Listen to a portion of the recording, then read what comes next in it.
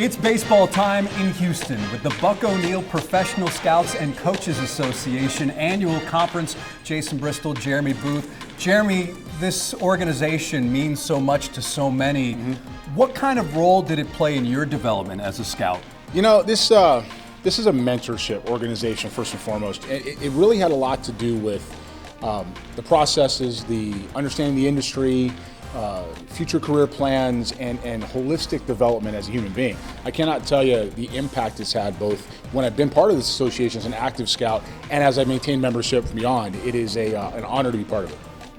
When you look at how baseball has changed, evolved, etc., with the use of analytics, although numbers have always been there, how do you think that has changed what this conference means to the people inside? Well, it changed the knowledge, right? It changes how you're going to go about the business of understanding your craft.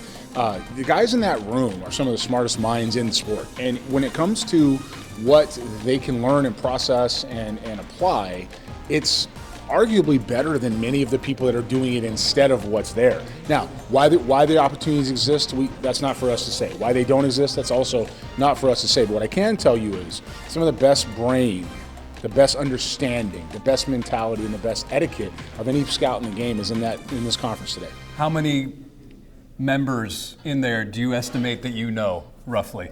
I would say we'll do a percent. Right? Okay. So there's 100% in there. I would say I know 99% of the people in that room. You know, it really has been a key part of growing as a human being, more than just even a scout, because there's a process. I just had a conversation with Steve Williams, who was one of the founders of this organization, and you know, one of the things he said to me was a mentorship tip. They never stop giving. They never stop evolving. And there's always something you can learn from the people that have been there and done that and around you and experienced components to becoming the best evaluator, best person, and best executive possible. And Steve Williams saying basically the same thing to me, as well as Danny Montgomery from the Colorado Rockies. Here's what they had to say about the organization and what it means to its members. We've been really intentional about the development of the people and staff and everything, so that's what we're always trying to do. And the purpose of a meeting or a weekend like this is what? One is to get rejuvenated for the next year and to continue to keep learning and continue to keep educating and learning and where do you want to go in your career, and then the mentorship of it as well. I think overall, you know, we've had a lot of discussions about this, you know, starting way back in the early 90s when myself, Steve, and Fred put this together. The need was always there. It's always been something that we've tried to drive home to, you know, mentorship, having the opportunities where guys and girls could have an opportunity to have someone in a space that, you know, they could make themselves feel comfortable knowing that they could call about anything that was going on within their lives or within the organization or whatever. So, you know, we're just glad that I think we're grateful that everybody has taken, you know, the parts of what we initially thought we wanted to do and really have expanded the whole thought process, I guess. So this is something that'll always be needed no matter how long we're in the business. And also what we saw was a recognition of people within the Houston area.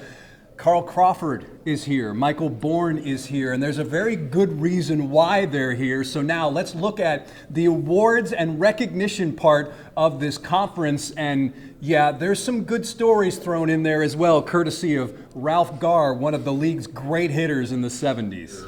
So this man's done a lot. He's been recognized by a lot of people. So he got that big award for the ABCA. And you're a star, whatever. But just make sure this is what it looks like. Yeah, right. And he is the one who always said, well, we got to honor our people. Yep. We got to honor coaches. We got to remember, we got to honor them too. Yeah. And what he's done in the game, how many kids he's helped, I mean, right. he's done. He's been influential in my life, Danny's life as well. This man is living it, right? This is the example. So, thank you. Thank you. I appreciate it. Thank you, Al.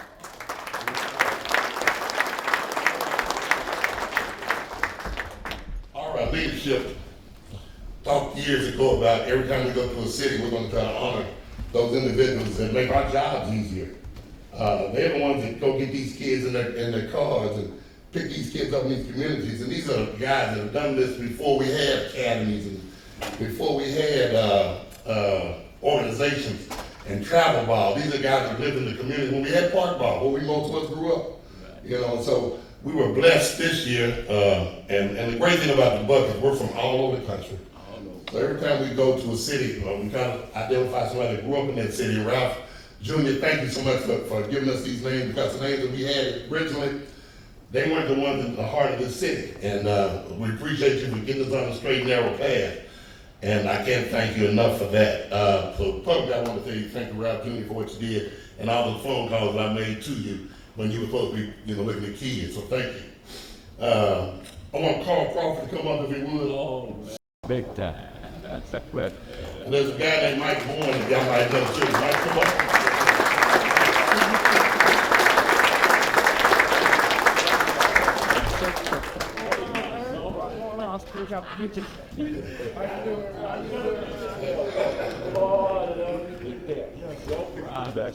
What's going on, man? I'm jail. Say, Now these are not the honorees. They just happen to be the face. Because we always pick those guys and make it to the big league. The 10 gentlemen that we're going to honor, they help so many kids become productive citizens. And of course it's the face because they make it to the big league. They're 1%. These 99% are the ones we're honoring you guys for. And you guys have helped so many children. The first guy I want to recognize is Mr. Raymond Bourn, if you come from. All right. Mr. Bourn was born in Montgomery, Louisiana in 1949. He moved to Houston in '81. He started coaching at the legendary Smoky Jasper Park in 1982. He coached Little League for about 17 years, and during that span, he coached future big leaguers Michael Bourn, his son, and found Carl Crawford and helped him jumpstart his baseball career. He started the Mount Zion Angels, which produced 5 state championships. Most importantly, he helped jumpstart so many of our young men in our community in the Houston area to become productive citizens. So the Bucko Deal would like to honor you at this time, sir. Thank you for your service.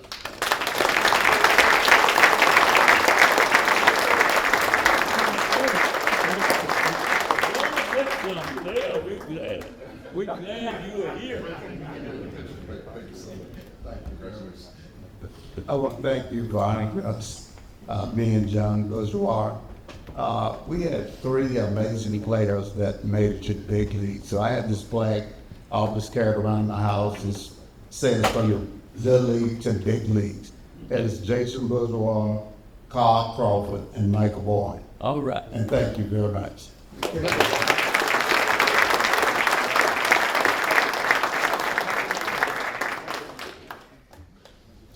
Next gentleman is John Bourgeois. You come forward, sir. He was also born in 1949. He's a Houston native. Yep.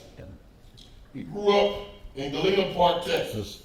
Ran track at Texas Southern on a scholarship, graduating from there in 1972. The summer of 1990, he coached his youngest son's Little League team, the East St. Louis Twins, to the state championship. In 1996, his team also won the state championship in Killeen, Texas. Notable players in this Bourgeois had the opportunity to coach Corey Alexander, Joe Hicks, Chris Spencer, and several other numerous players that made to minor league baseball. But more importantly, all the number of hundreds of kids he's helped in the Houston community. And we want to thank you for your service, man.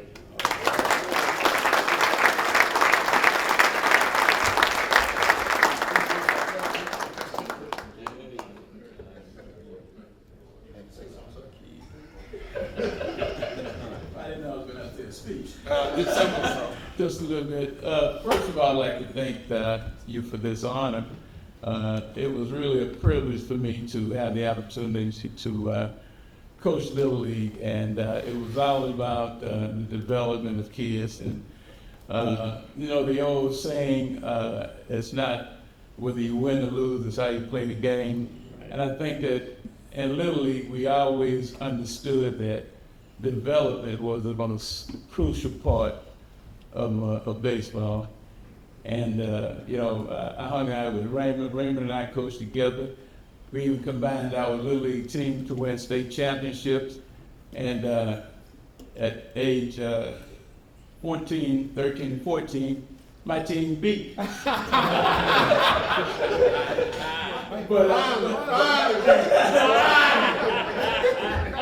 But it all came through development. So thank you very much. Thank you, sir.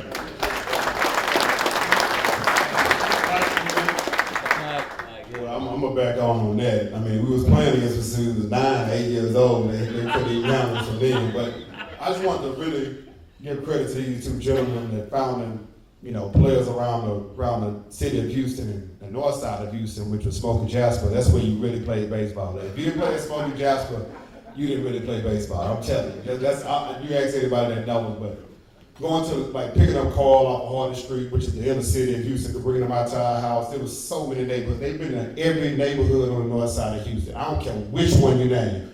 And we want to give them their flowers today because a lot of people don't recognize them for the little work that they did. People don't know about it in the city of Houston or around baseball. And we always talk about it in Houston, where I feel like they need to be known on the big platform. And I got to give thanks to my mother right there too. She was a big part of it. Yeah, we need to say that.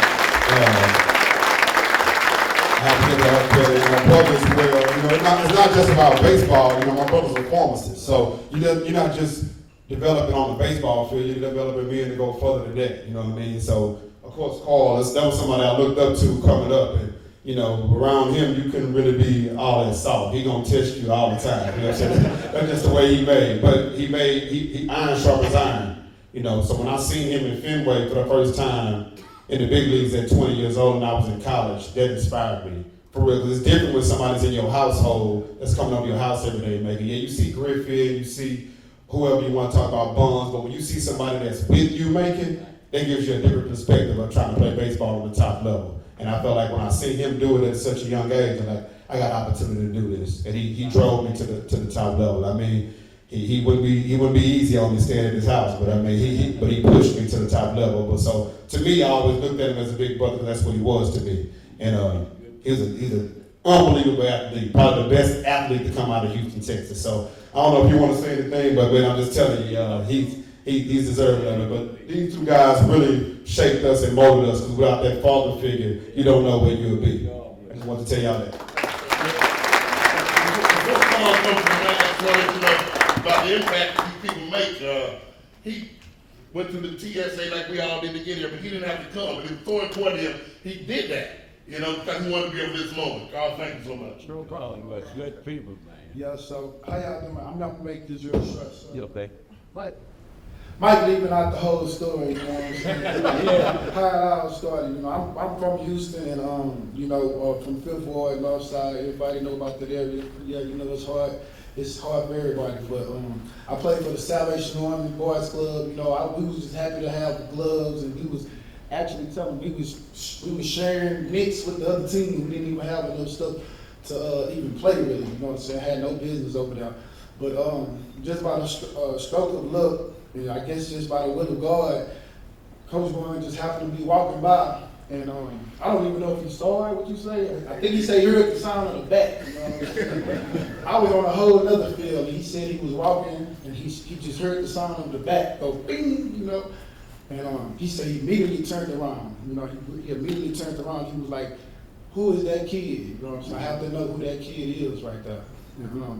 He went through everything he could to get my number. He did. I don't know what you did. He did something. Well, he was able to get my number and got in touch with my mom. And I always tell the people this story because that's one of the most life-changing things that ever happened to me. Had he not been walking by and just heard the sound of the bat in that moment, I probably wouldn't even be standing up here talking to you guys right now. So, to let you guys know, these guys were so important for me coming to pick me up. My neighborhood wasn't a neighborhood that people wanted to drive in. He had his wife and his barn. She was coming to pick me up. This is not the neighborhood that you just want to just drive and pick a person up at. And Mike loved it when he came. He wanted to spend the night in my house so bad. I said, Mike, you can spend the night in your house. You can go to your house.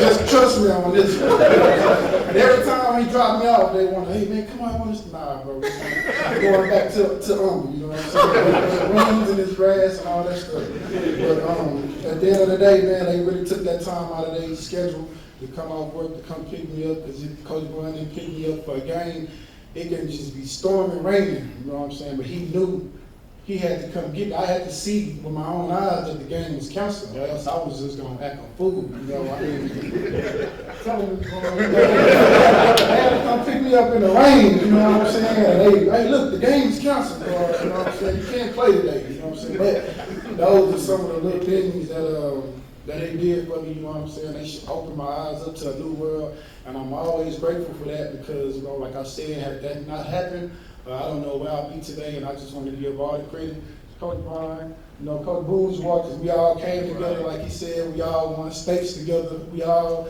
accomplished a lot as kids, so by the time we got to college and pros and stuff, it was just like second nature to it, you know. One thing about those guys is they would not let us think the word lose, you know.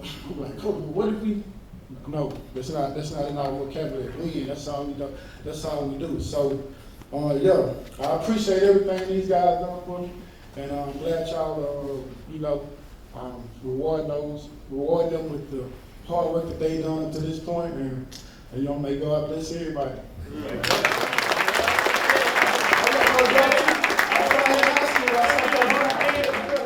Y'all know about this problem, but anyway, he was over there at Reagan, you know, and he would go.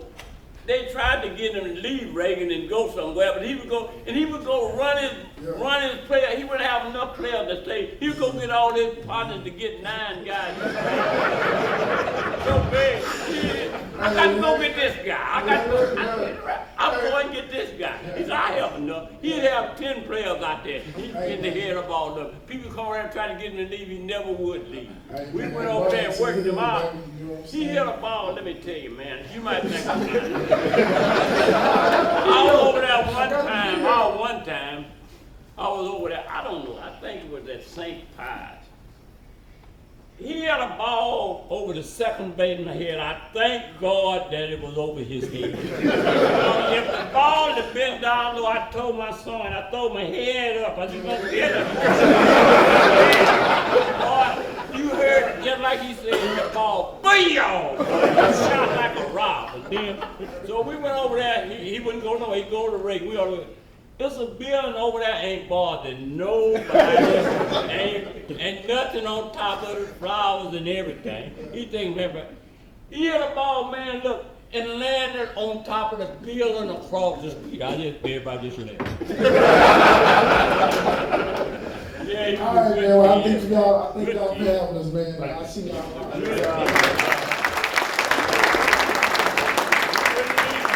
And our final award goes to the Youth Academy to provide free baseball and softball to certain youth ages 7 to 18 on a year-round basis.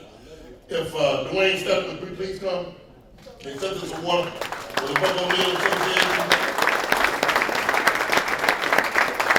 The Academy was opened in 2010 and has served thousands of baseball and softball athletes, so we thank you all for your service.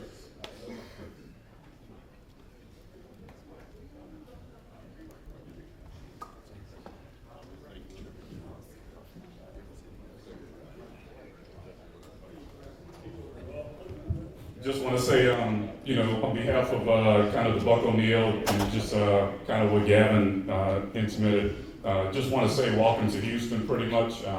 You know, a lot of you all will be coming to the Astros Youth Academy on tomorrow for our Astros, for a clinic that we will be providing. We'll have our kids there.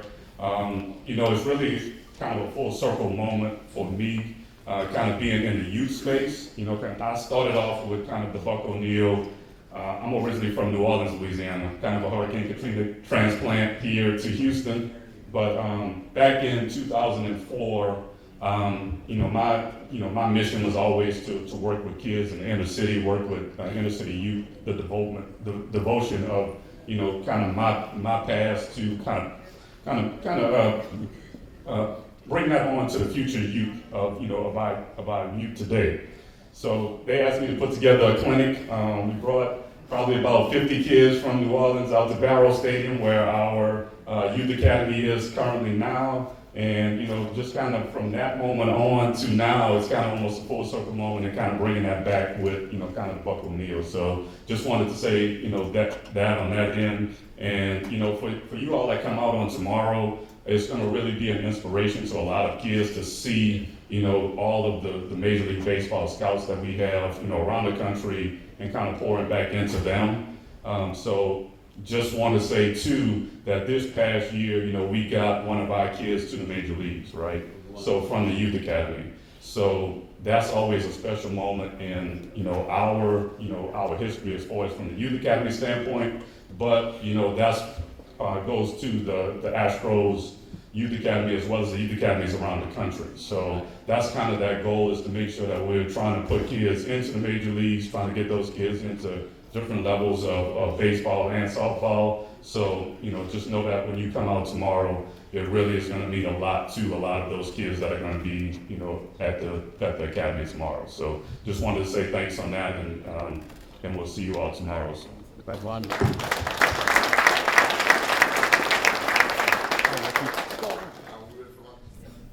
So there were some great stories in there. Also, let's listen to Steve Williams and Danny Montgomery again about why it was so important to recognize those who have influenced Houston so much. Let me tell you, as a grassroots guy, and coming, look, I was once one of those young kids that were being nurtured by people that was from the community, and I realized that, even coming up from where me and Steve came from, really in areas that were just, local areas that, you just stayed around your same neighborhood and played, and then eventually you branched off into different areas. We just feel like it's important that we acknowledge the people that have touched a lot of lives, and they go unnoticed. And with this organization and the way that Buck stood for what Buck stood for, we're making sure that we're giving their acknowledgments, why, as you say, give them their flowers while they're here, and we're going to continue to keep doing that. Because we don't do this alone. No, it's all about these kids. We always talk about the baseball, but if it's about our kids, it's about the people that help our kids and give back to our kids. Somebody helped somebody. Somebody helped me growing up, and to just talk about those and say, hey, we see you, right? We see the work that you're putting in, picking up the kids when nobody else wants to, going into the bad neighborhood, giving young men and women an opportunity to better themselves. That's what we saw up there.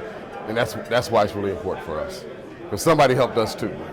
So the present day is pretty incredible when you hear the stories, but when you look back at why this organization was founded, it still hits hard, in my opinion. Yeah, Buck O'Neil himself was a pioneer in so many ways in this game for minorities and for Black Scouts, just as well as baseball as a whole.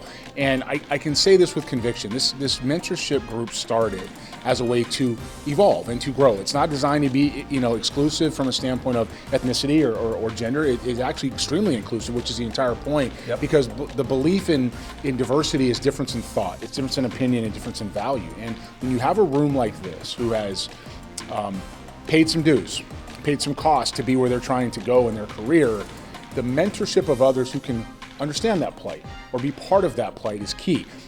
They champion inclusivity in this game and in the world for all who have value to contribute in that area. And having understood that in an age where diversity sometimes gets a little bit of a negative connotation, it is absolutely essential to see the growth of the people in that room, no matter what they look like or what gender they're from. Seminars, meetings, site visits, it's all here, part of the Buck O'Neil Professional Scouts and Coaches Association annual meeting. That's going to do it from here in Houston. For Jeremy Booth, I'm Jason Bristol. Thanks for watching KHOU 11+.